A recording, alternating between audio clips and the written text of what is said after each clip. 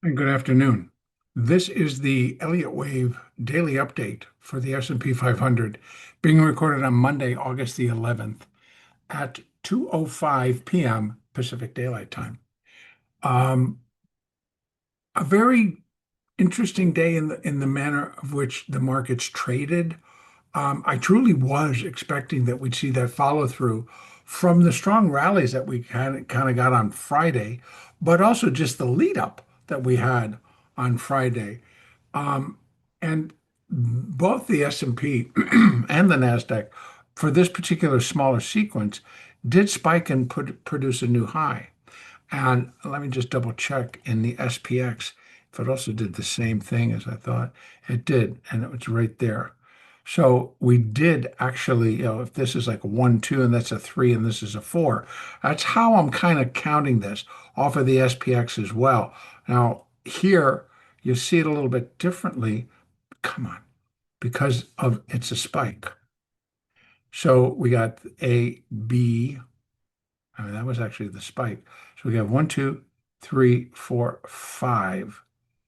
Or if I take it out of here, the other way is the same way I'm looking at it on the NASDAQ. And that's I'd have to go back over to the other side because in this one, it's not as easy. I would just say that 3 and this is a 4 and this is a 5, and then it's all done.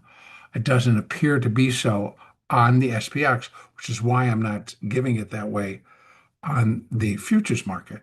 So if we go back to the ES, we have 1, 2, 3 in the middle, and then an ABC, and then the rise up.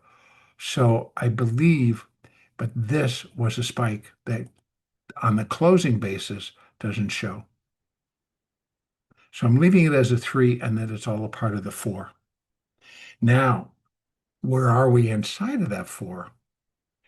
And the market is not also revealing that it's been a lot lower. It's been down to 87.50. And 87.50 is touching the top, 87.75. Let me be to be exact in the market within this down cycle. And then here it was 87.50. So it's not overlapping, but it's very close to touching the starting point or the end point for wave one. Now, the rule states it can't overlap wave one. So we can't get a fourth wave that's going to come down and finish overlapping wave one. So with that in mind, I have this that shows that it's not. If it should come down and overlap, then I would be expecting, and if it then decided to rally up and out of there, it's going to produce another very difficult picture.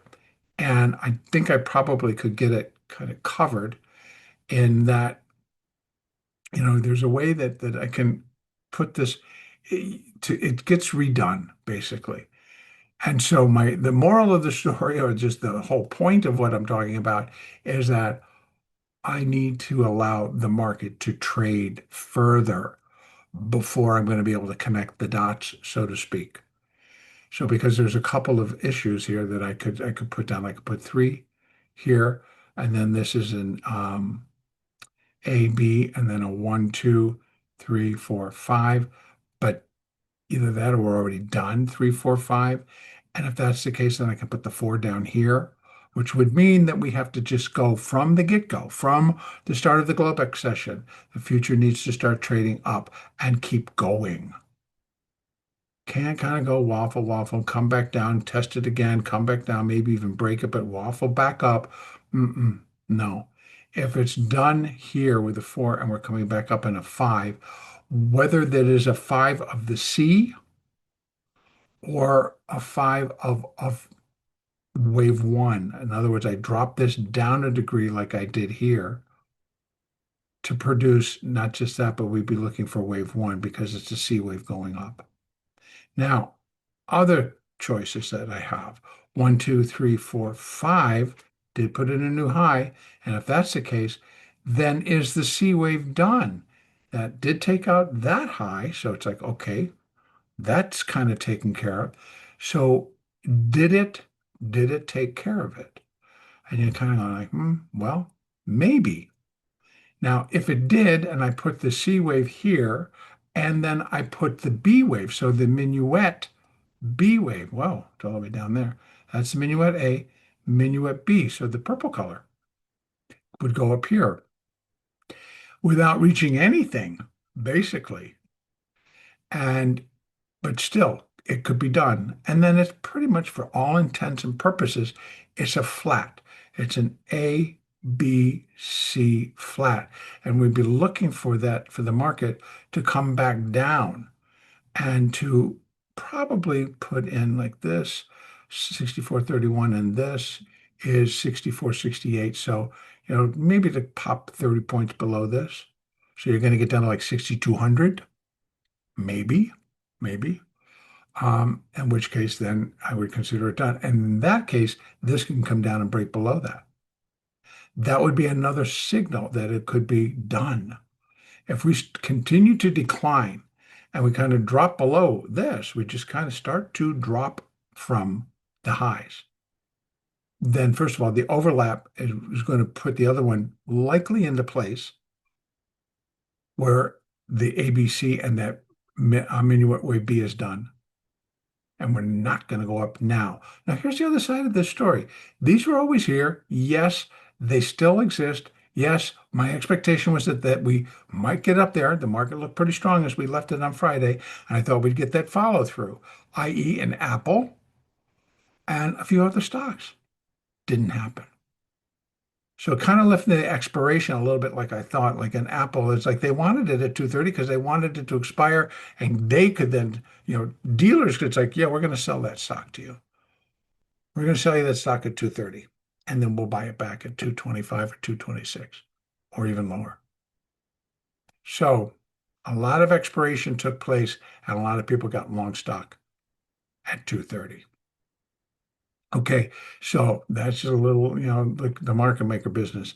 But here, I could put 1, 2, 3, 4, and put the 5 there, and put the C wave above it, the subminuet, and then put the minuet wave B above that. And then we're looking for the C wave. And if it does, it's going to go. That's the other sign that it's just going to go. It's similar to how we started this, to be honest with you, but we don't get that choppiness. Everything participates and we just start to go down. And if we look at what just is going on today, that is apparently what was more apparent in the Dow. And as much as they're pulling these back up again, but as much as these, like Bitcoin was up, I think, close to 5,000 before we started trading this morning. These were all up nicely. And gold got its head handed to it today and closed below 3,400. Now, corrective as it is, it's kind of factoring in Bitcoin and the higher dollar. And because on the basis like, well, they're going to lower the rates in September. I think they're jumping the gun to do it, but people were taking profit. Because don't forget, on Friday, I think it was, we popped back about 3,500. So it's a pretty strong decline in gold today, and saw the same thing in silver, not quite as severe, but that adds to the momentum for what we want to do here. We saw Apple start to tumble. We saw AMD, which was up $5 at one point, still end up down on the day. We saw Nvidia up on the at certain points during the day, $1 to $2, and then end up down on the day. So what did do well today? Tesla. So out of the Mag 7, which are all sitting in this S&P, Tesla is the one that kind of came out shining a little bit. So that would all go together, and that's going to reduce this chop that we had today. I mean, the first 2 hours actually were pretty, this is like chop fest. We'd have these little spikes, these sudden move up, sudden move down. But unless you were a good scalper and you were already there, you just weren't catching anything. The follow through on the momentum, to either up or downside, was pretty absent today. So, and you can see that if you look at a 5-minute chart, you can see that even if you look at an hourly chart, the intra-bar momentum just was not there. Okay, so now what do we have for tomorrow? Well, we have the CPI, and that's what everyone, dealers, traders, etc., they're all looking for the next clue. And it needs to be, if we're really looking for and trying to price in a rate cut in September, then it has to be backed up by the CPI number.